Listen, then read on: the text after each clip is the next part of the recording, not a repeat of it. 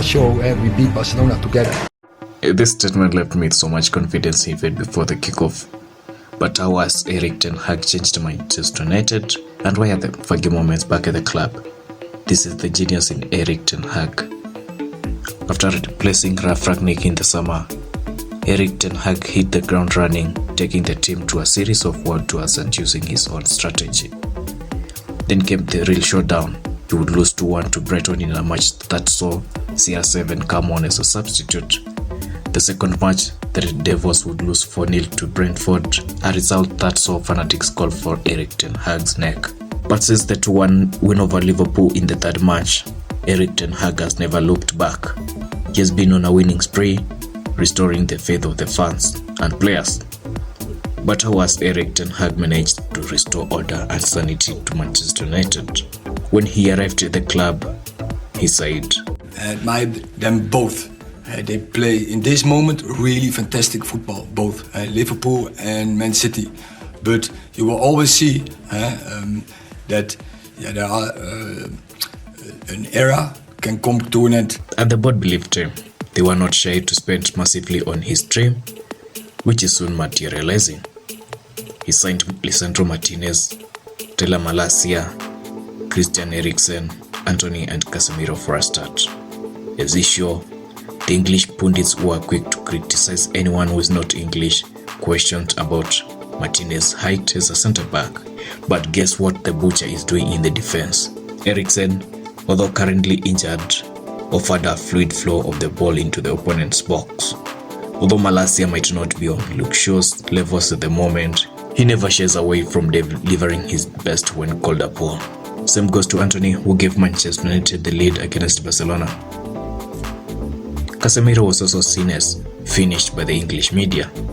If I were to speak about Casemiro's contribution to the club, I could spend 30 minutes talking about him all day. Another thing that Erik Ten Hag did was to drop the deadwood from the club. The defense, which was in shambles, needed an instant overhaul, and that is how Bailey and Teles left the club. Dean Henderson and Axel Tuanzebe went on loan too. CR7, whose age was catching up with him, was dropped to the bench, something which he did not like. And that is how he ended up leaving the club for Al Nassr.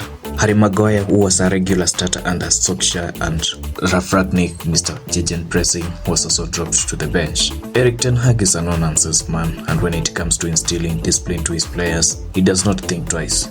When CR7 left the pitch out of frustration for being left out of the starting lineup during the 2-0 to the bench after coming to a meeting late.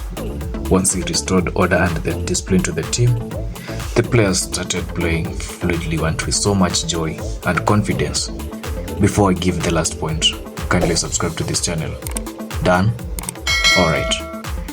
The final area that Erik Ten Hag has handled as a genius is rekindling the careers of finished players. Jadon Sancho was battling a serious mental issue after his girlfriend cheated on him, and the continued trolling after failing to convert a penalty during the Euros seems to be back to his best form.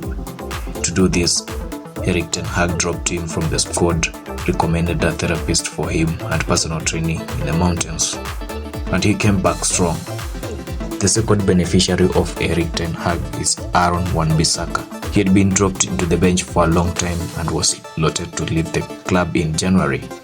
But Dalot's injury during the World Cup came as a blessing to the Spider-Man, who has now kept his promise of taking defenders head-on confidently. The third player who is back to his best is Fred.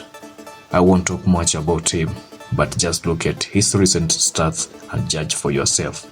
After the 2-1 win over Barcelona, the big question remains: was Erik Ten Hag the best signing for Manchester United during the 2022-2023 campaign?